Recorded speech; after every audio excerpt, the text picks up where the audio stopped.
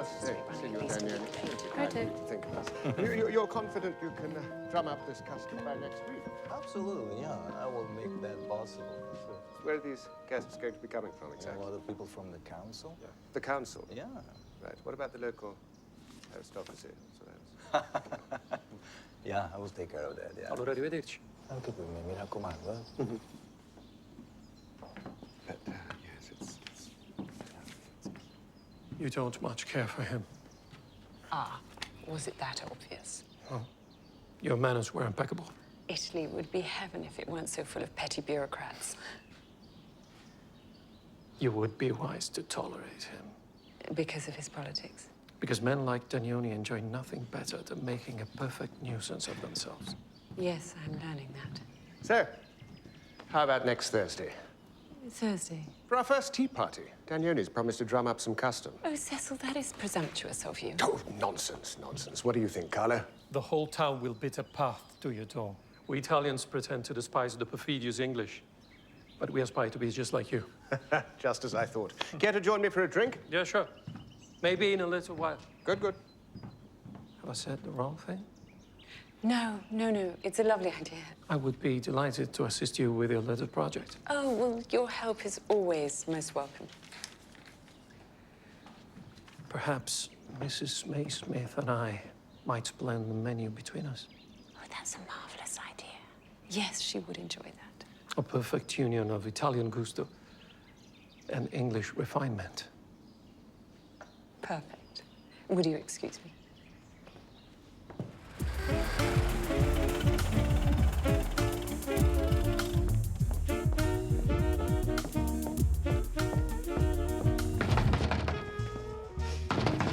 Keep your knickers on. Mary, Flo, what are you doing here? I have a life outside of the morgue. Now get in here before you ruin everything. What are you talking about? Just do it.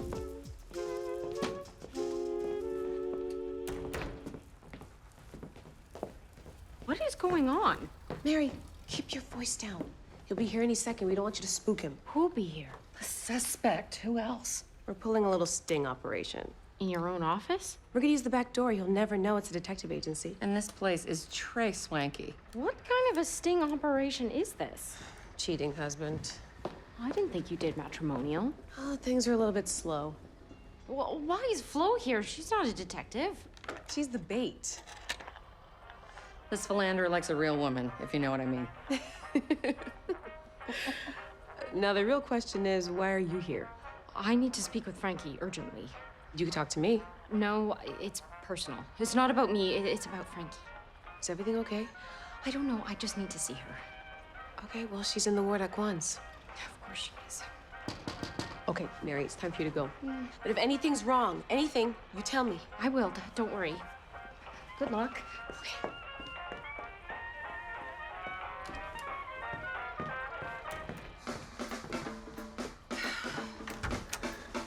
Well, hello there, handsome.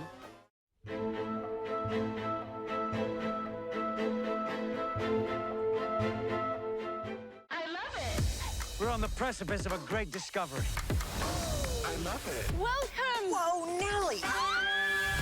Let's set this palace On fire. I love it. Welcome to the News Hour. What does it mean politically? Fasten your seatbelt. I love it.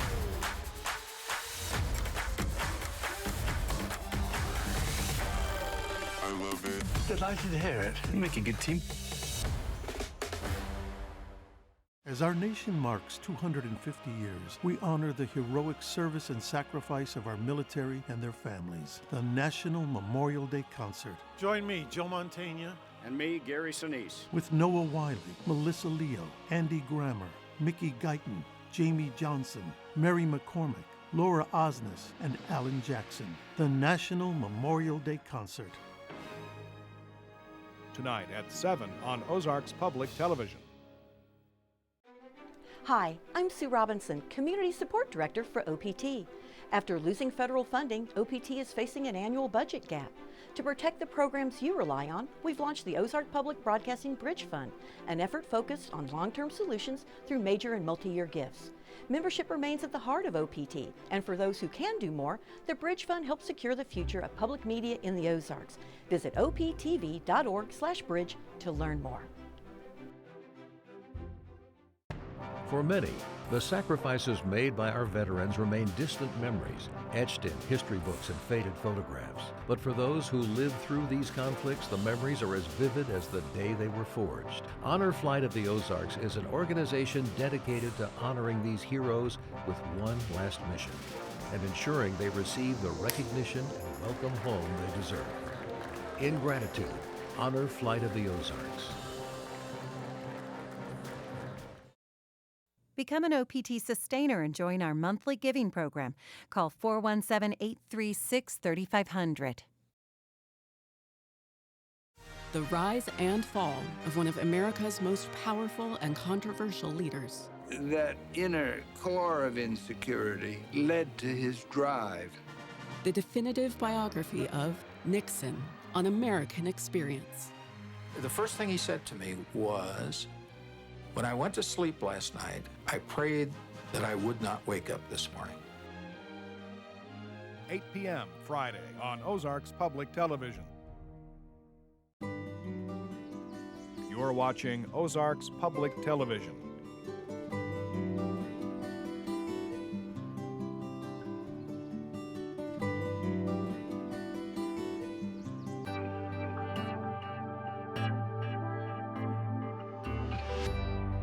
Support for Ozarks Public Television is provided by Community partner, Justice Jewelers, offering a program called Something Borrowed, providing brides-to-be with temporary jewelry for the wedding day.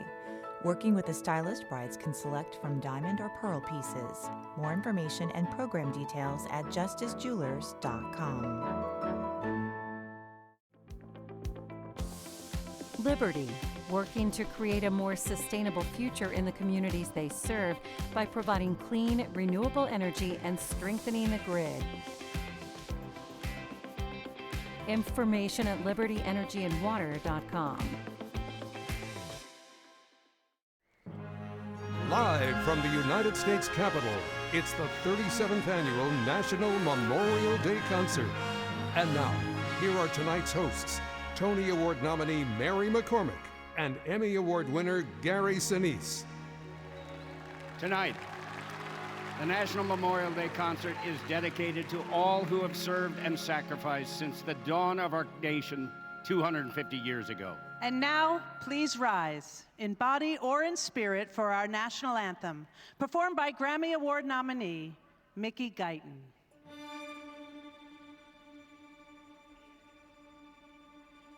Oh, say, can you see by the dawn's early light what so proudly we hailed at the twilight's last gleaming, whose broad stripes and bright stars through the perilous fight, o'er the ramparts we watched, were so gallantly streaming, and the rockets spread glare, the bombs bursting in air, gave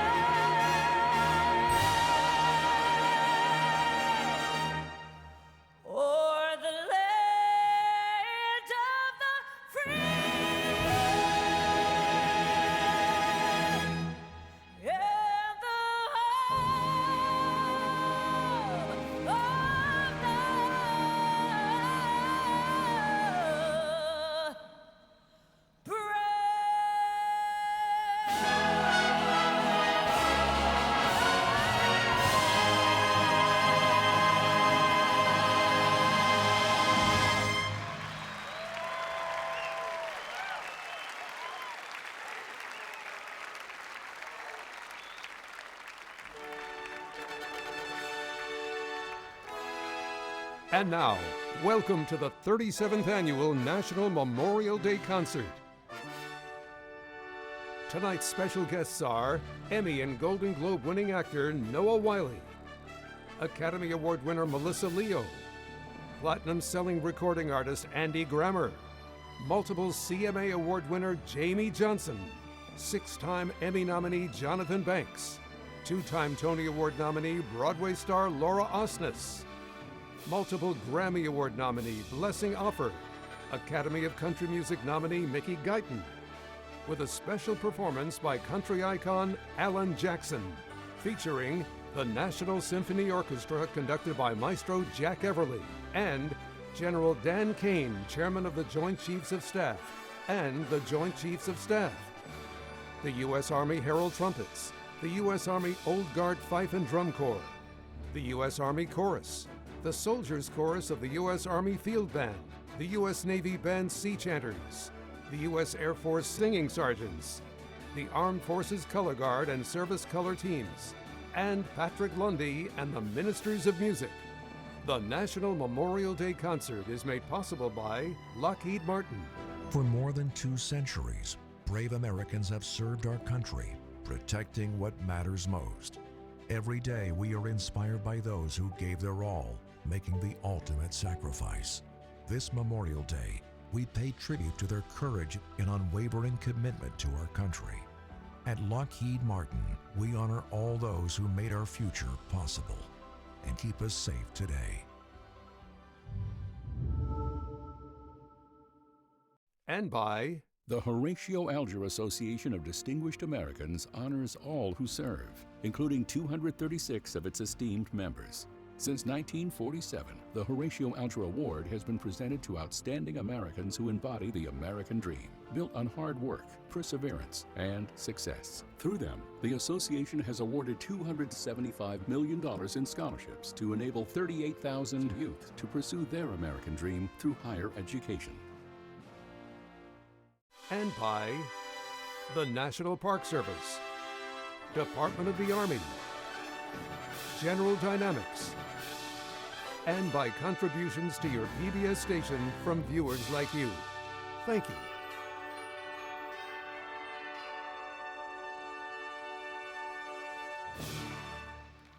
Please welcome back our hosts, Mary McCormick and Gary Sinise.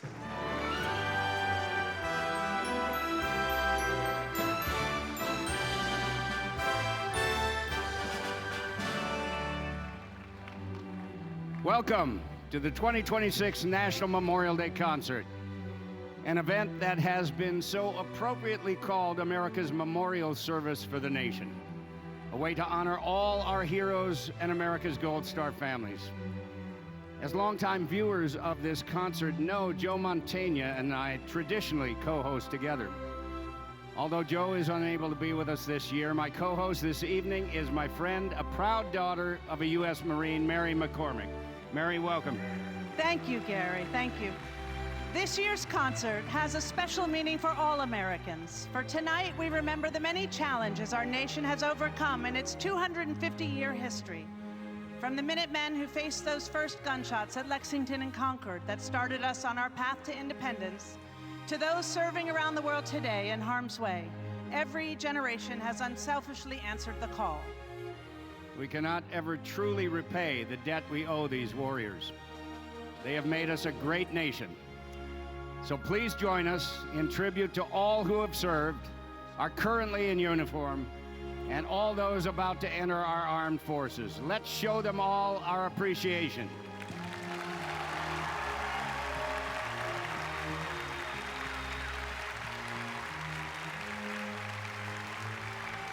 And tonight, as we remember the fallen, we also pay tribute to our wounded, ill, and injured warriors here with us from Port Belvoir Hospital and Walter Reed National Military Medical Center. Please join us in showing our appreciation for all these American heroes.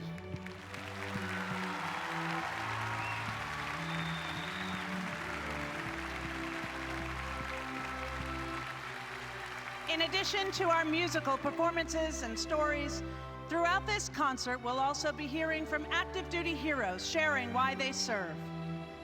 with a song dedicated to all the service members and their families in our nation's history who have never given up on America, never given up on each other, and speaks to how we will never give up on them. Here is award-winning artist Andy Grammer. I will fight. I will fight for you. I always do until my heart is black and blue. And I will stay. I will stay with you. We'll make it to the other side like lovers do. And I'll reach my hands out in the dark and wait for yours to enter like I wait for you. I'll wait for you. 'Cause I'm not giving up. I'm not giving up, no, not yet. Even when I'm down to my last breath. Even when they say there's nothing left. So don't give up on. I'm not giving up. I'm not giving up, no, not me. Even when nobody else believes. I'm not going down that easily. So don't give up on me. And I will hold. Yeah, I hold on to you. No matter what this world will throw, it won't shake me loose. And I'll reach my hands out in the dark and wait for yours to enter like I wait for you. I'll wait for you. 'Cause I'm not giving up. I'm not giving up, no, not yet. Even when I'm down to my last breath. Even when they say there's nothing left. So don't give up on. I'm not giving up. I'm not giving up, no, not me. Even when nobody else believes. I'm not going down that easily. So don't give up on.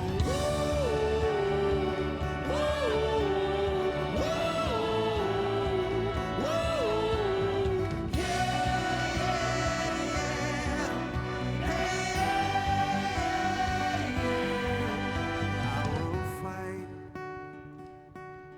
I will fight for you. I always do until my heart is black and blue.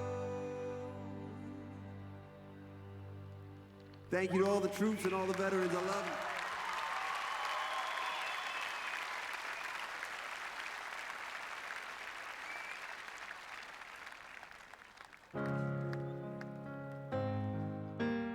Our founding fathers were optimistic. I mean, they had a dream and they believed that something like the United States of America was possible. And thinking about those who have paid the ultimate sacrifice and those who have gone before us, freedom is not free. And it takes all of us here in the United States to pitch in order to keep our way of life. United States Army Fife and Drum Corps.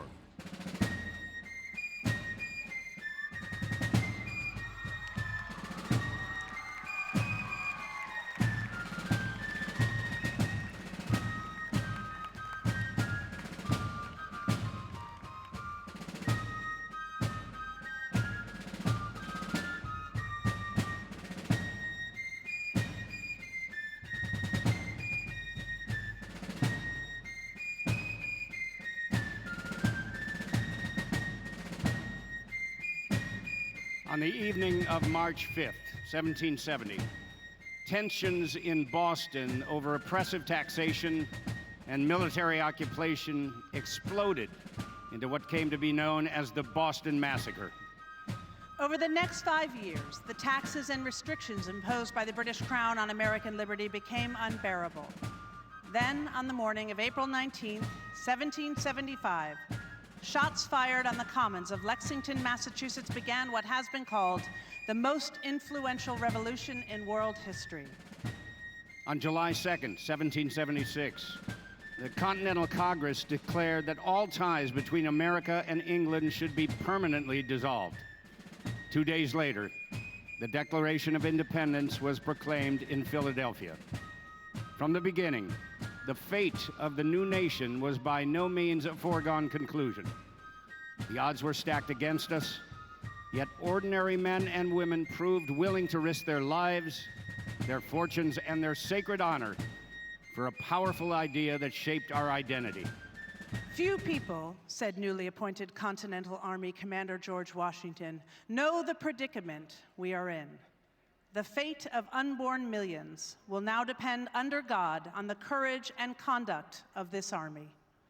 One soldier, 17-year-old Joseph Plum Martin of Connecticut Militia, left an unforgettable record of those devastating 8 years of war. Here to tell his story is Emmy-winning actor Noah Wiley. I was 15 when I heard about Lexington and Concord. Wanted to sign up right then, but my grandsire forbade it. If you don't let me join, I told him, I'll run away and become a privateer instead. That changed his mind quick. In June 1776, I was bound for New York to serve under General Washington.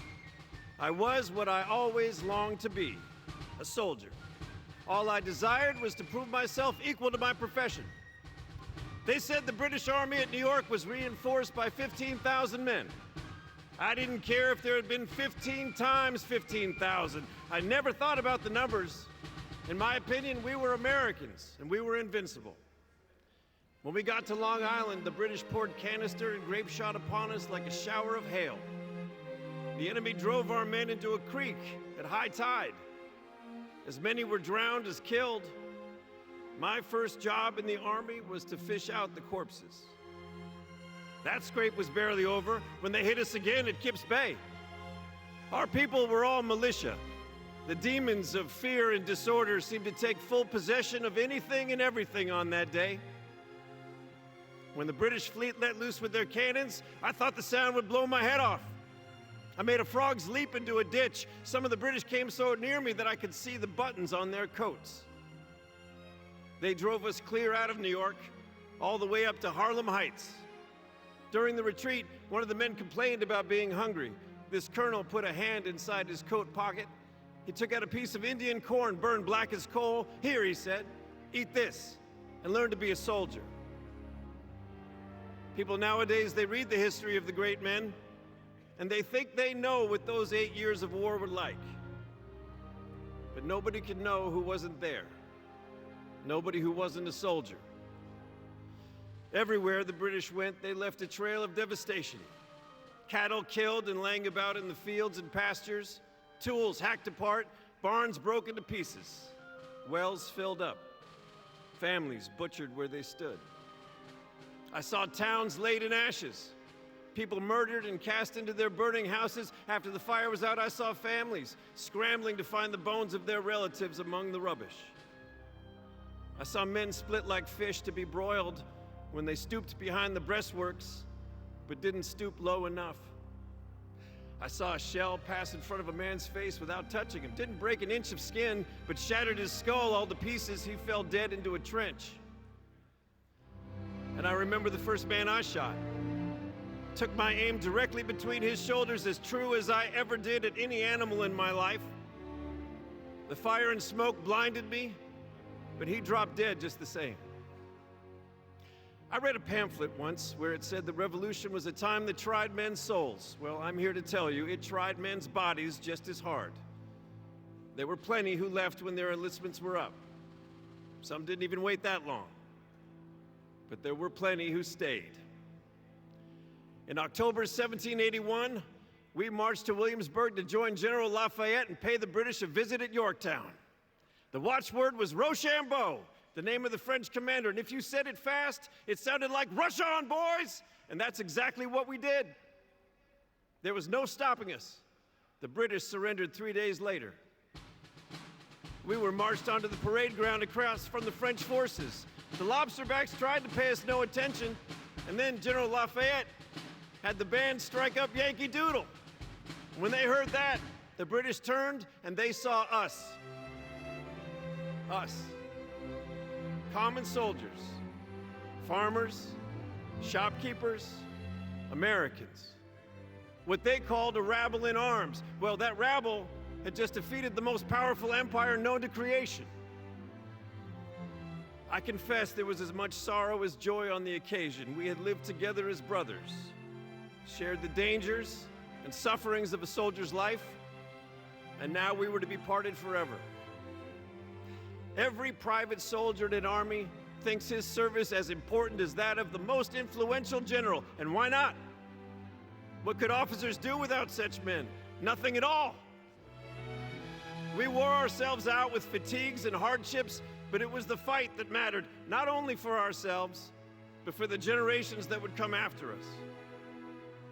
It still seems a miracle to me how an army of volunteers, starved, naked, suffering everything short of death, and thousands even that, should be able to persevere through 8 years of war and win a country. But we did. And that country is called the United States of America.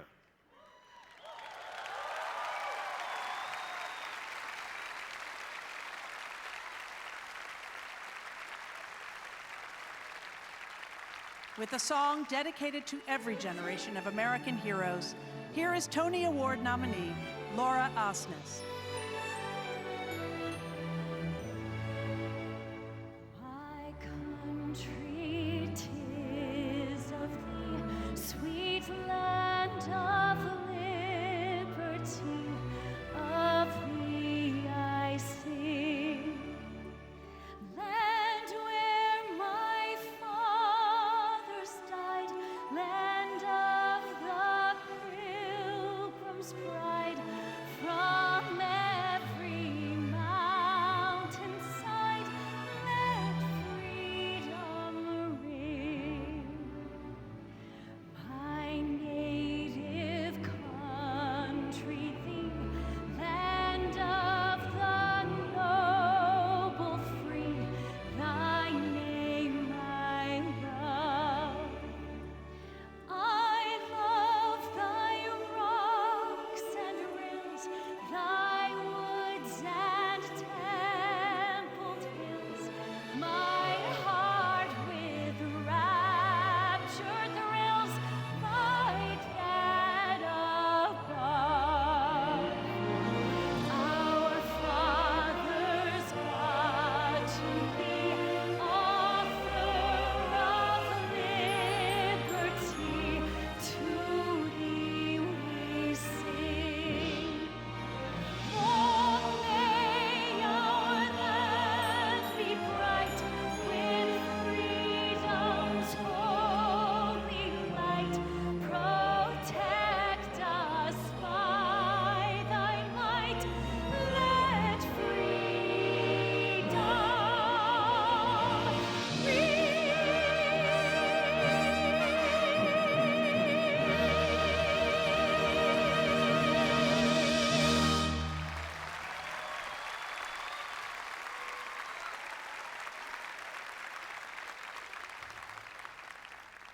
Thank you, Laura.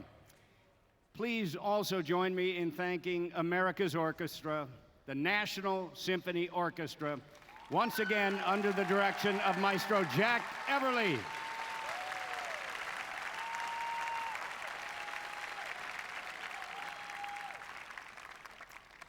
"30 years after the end of the Revolutionary War, the ground on which we stand tonight became a battlefield. British troops captured Washington, D.C., and set fire to the White House and the U.S. Capitol at the height of the War of 1812. Once again, America beat back the threat. It would be the last foreign assault on American soil for over 100 years. All that changed on the morning of December 7th, 1941, a date that President Franklin Delano Roosevelt said would live in infamy. The attack on Pearl Harbor began at 7:48 a.m. Hawaiian time, launched from 6 Japanese aircraft carriers.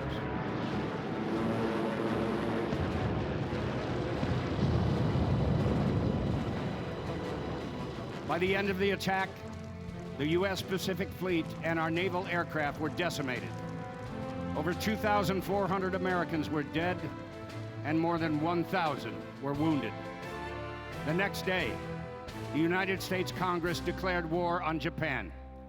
War on Germany and Italy followed 3 days later.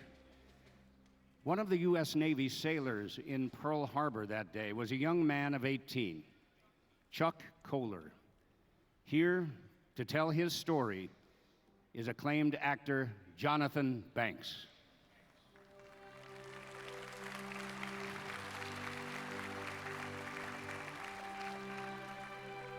I was born in a log cabin in northwestern Minnesota. My parents were dirt farmers, sharecroppers. It wasn't the kind of life I wanted to live. I knew there was something better somewhere, at least for me. So 2 months and 1 week after my 17th birthday, I joined the United States Navy on April the 3rd of 1941. After boot camp, we left San Diego for the Naval Air Station on Ford Island, right in the center of Pearl Harbor.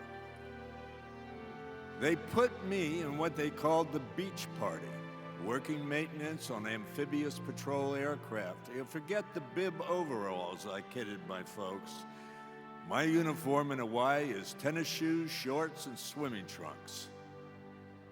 I stayed in that beach party until December the 7th, 1941. That morning, I was assigned to security watch.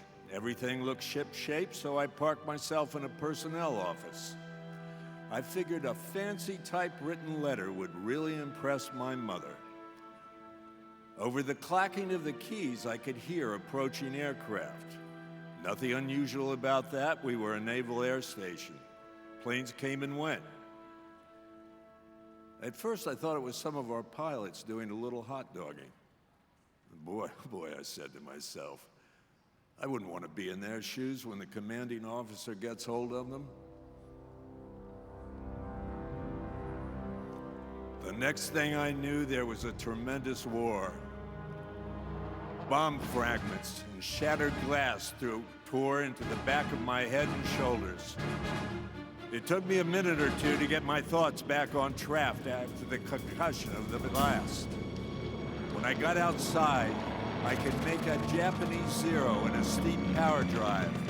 Machine gun bullets from that plane were popping and buzzing, and they were whizzing all around me. The duty officer ordered everybody in the ditch to protection. I don't want to be in any damn ditch, I said. We're military men. We should be putting up a fight. I told an ordnance man, let's get guns and ammo and shoot these sons of bitches. If I was going to lose my life in this or any battle, I knew damn well I'd want my family and country to know I did it fighting, not hiding. We made it to the ammo shack. Give me a .50 caliber machine gun, I said to the ordnance man. My country boy hunter instinct just took over. If any enemy aircraft came in my field of fire, I shot at it. The last plane to come into range was in a fast banking left turn. I squeezed that trigger and I saw 2 of those tracer bullets just forward of the cockpit. It did an abrupt roll and it disappeared. The smoke from the airfield put up such a heavy cloud. It obliterated about everything. But I could still see the USS Nevada making a run for open water. Those Japanese pilots were on it like a swarm of bees.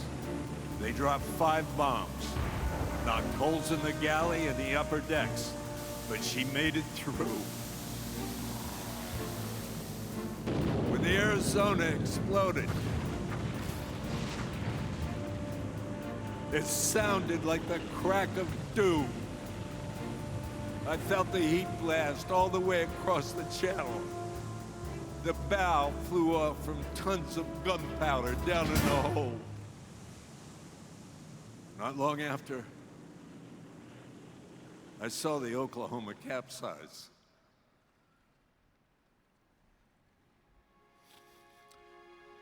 "400 men were trapped on that ship when it rolled over. Nobody could get to them in time. It took days to recover all the bodies floating in water. Our mess hall became a triage hospital. The corpses were stacked up in piles like cordwood. That's a sight you never forget. When I went to my duty station that morning, I was a 17-year-old sailor boy trying to be a military man. When it was over, I think I was going on about 34. But I can tell you, I was grateful to be a part of the response to the attack on December the 7th. And I stayed part of the fight straight to the end. Last thing I did was participate in the surrender of a Japanese garrison on an atoll in the Marshall Islands. We hauled down their flag and raised the Stars and Stripes. When my service to my country ended, I left the war behind me, got busy trying to build a civilian life. I figured what we did had to be done, and now that was over. It was finished. I packed it all away in a box and closed the lid on it and put it aside and forgot about it. And it stayed that way for 64 years. Until my daughter took me back to Pearl Harbor. There on the honor wall of the USS Arizona Memorial were the names of the 1,176 men who gave their lives in action on that ship. I looked down at the sunken hull rusting on the bottom of the harbor and made a solemn promise to the heroes who died that day. I would do everything I could to bring them honor and remembrance they deserved. When I finally started to talk about my experience as a Pearl Harbor survivor, people asked me if I'd be willing to share my story with young people. They said if veterans don't share their experience with their children, their grandchildren, with students at school, then that history will die with them. So I thought, if I don't do it now, who? When? But I do not do this alone. The spirit of 2,400 others pushes me on. Otherwise, they'd be forgotten. And none of them should be forgotten. From the very beginning, brave Americans have answered the call of the country. They stepped forward, put on a uniform, laid their lives on the line, and made the ultimate sacrifice so others could experience the liberties and freedoms they themselves might never see. I stand on their shoulders. We stand on their shoulders. All of us, every American.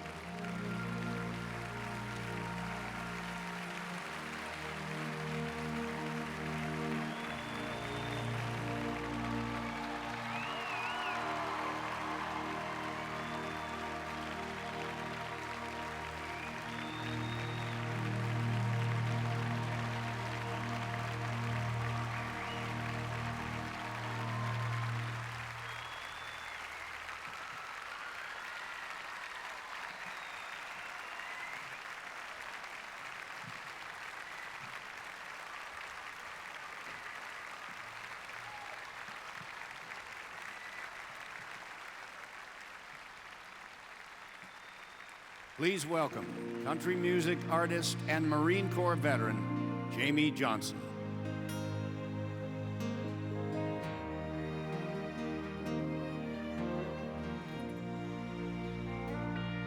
I said, Grandpa, what's this picture here? It's all black and white, and it ain't real clear. Is that you there? You said, yeah, I was 11. And times were tough back in 35. That's me and Uncle Joe trying to survive a cotton farm and a Great Depression. If it looks like we were scared to death, like a couple of kids just trying to save each other, you should have seen it in color.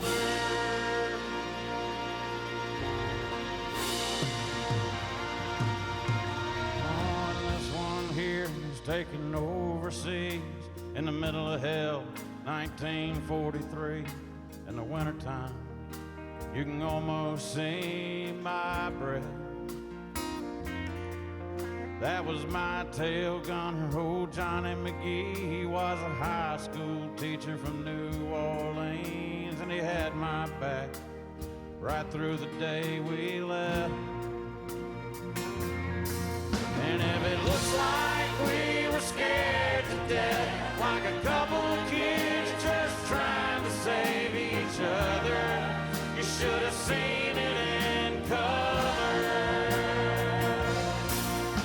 A picture's worth 1,000 words, but you can't see what those shades of gray keep covered. You should have seen it in color.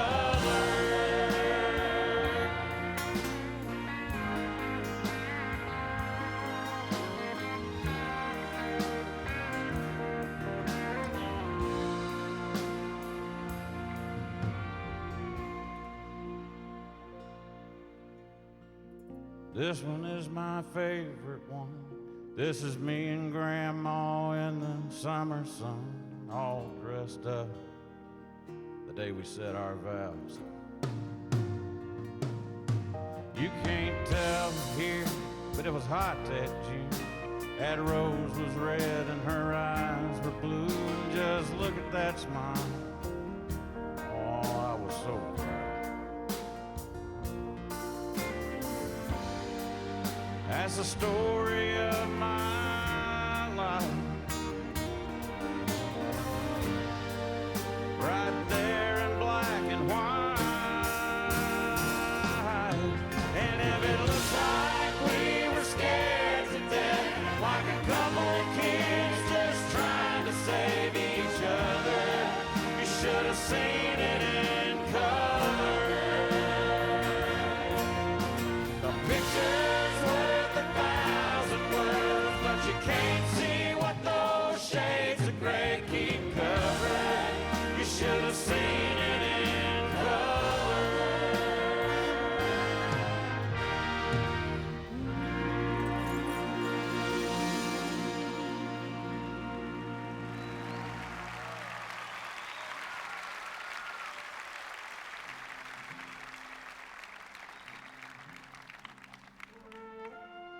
Thank you, Jamie. And thank you, Mr. Kohler, for allowing us to share your story tonight. You are truly an inspiration to us all. With us tonight, representing all who served during the Second World War, are these honored members of America's greatest generation.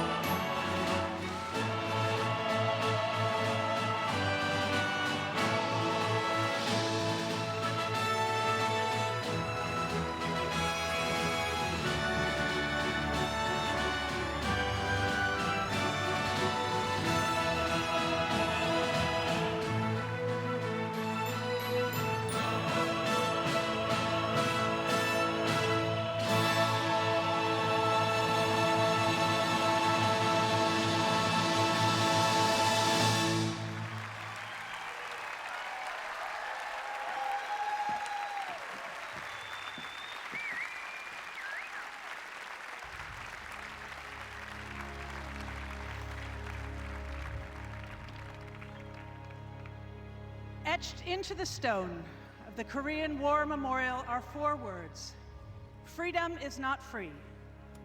Just as you have honored your own in your memories, so we now honor you. You paid the price for freedom for all of us. Navy Captain Royce Williams is America's only living Congressional Medal of Honor recipient, awarded for his actions in the Korean War. He sent a special message to share with us. The forgotten war is not forgotten, and I'm finding out today that I'm not forgotten either. And I'm thinking heavily about the people that were engaged in fighting for our country. Those people are heroes. Spend some time thinking about those people and what they did and why they did it, and that's because they got something in their heart that loves America. God bless America.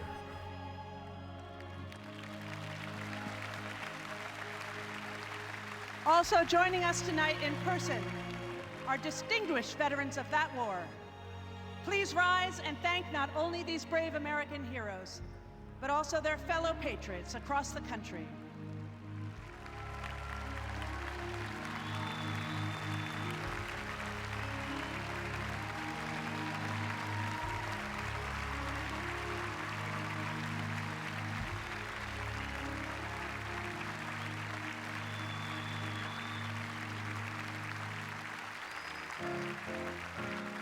I can't give enough respect to those that came before me. I thank them more for the path that they tread for me to follow. Every civilian, every soldier, every future service member owes it to those that came before us. Memorial Day for me is a period of reflection, to think about those that made the ultimate sacrifice, those that weren't able to come home.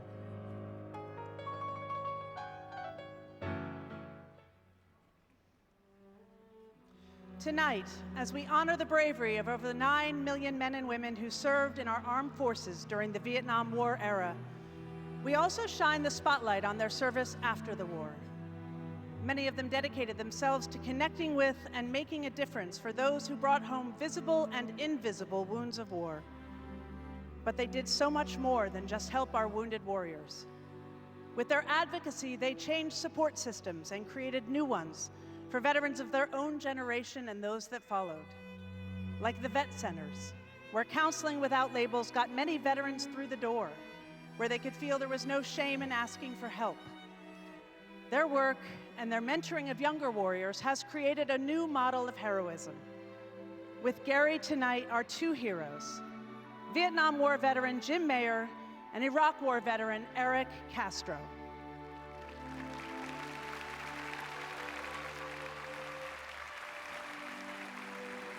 Jim, in 2004, we were honored to share your amazing story. When our wounded started coming back from Iraq and Afghanistan, what prompted you to reach out to them? A lot of Vietnam vets came home unwelcome and had tough times. I was very lucky. My family and my friends were so supportive.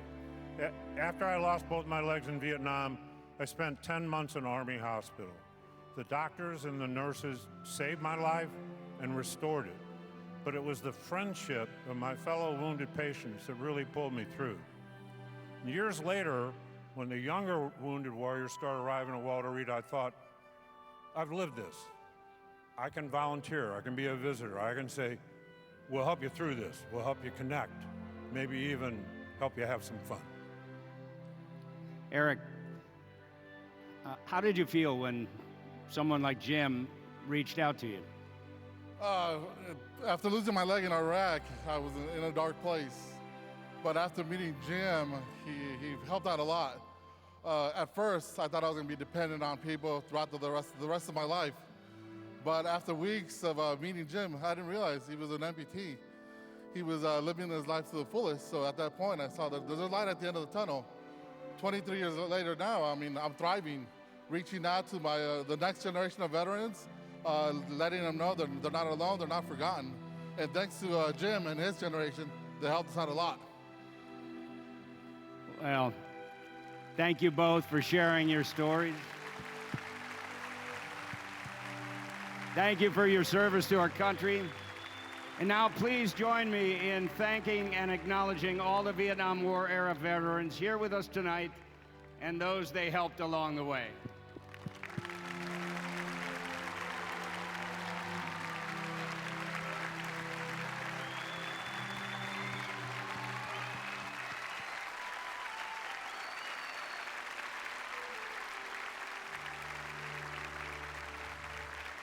With a song dedicated to all those we just honored, please welcome multiple Grammy nominee, Blessing Offor.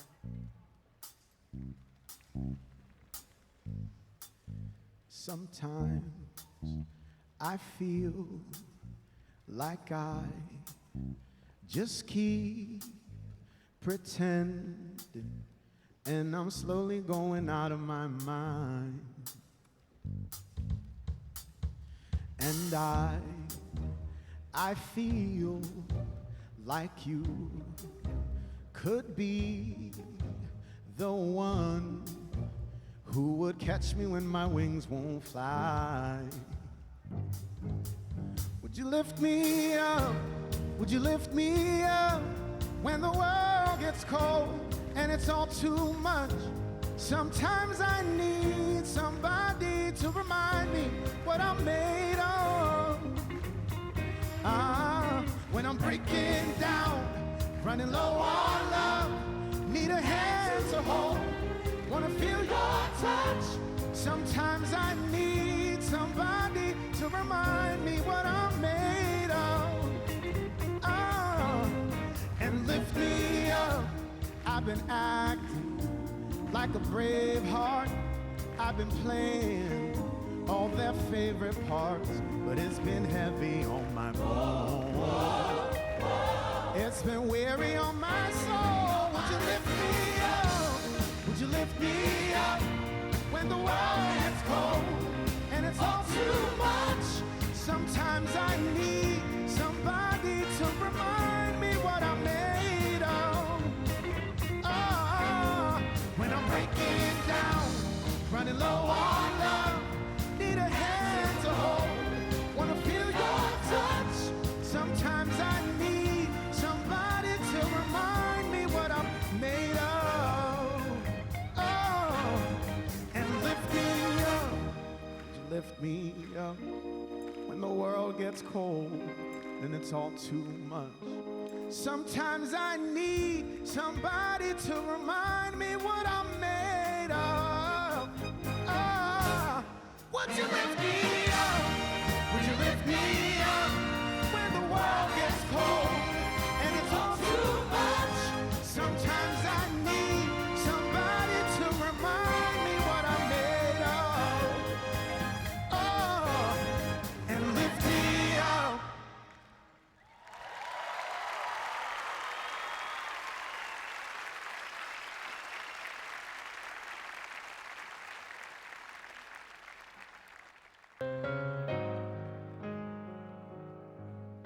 When 9/11 happened, I was in 9th grade. And I remember everyone getting pulled into the gymnasium when we heard the news that the World Trade Center had been attacked. As Americans, we're not untouchable, but we came together and you felt that sense of community. You felt that sense of brotherhood. People putting aside their differences to come together for a common cause. You know, we're all Americans. 25 years later, I'm in the military now, serving America and fighting for our freedom.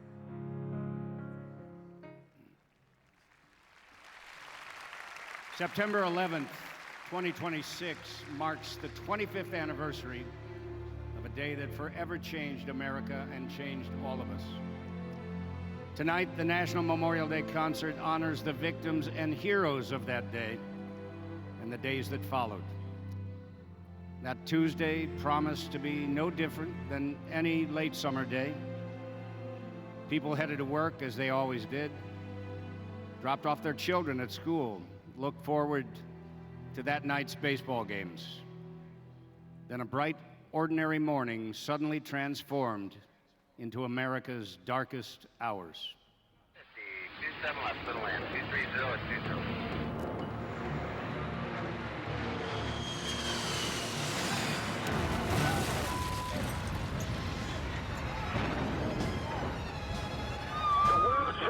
The tower number 1 is on fire. We just got a report that there's been some sort of explosion at the World Trade Center in New York City. Send every available ambulance, everything you got to the World Trade Center now. You gotta get off it.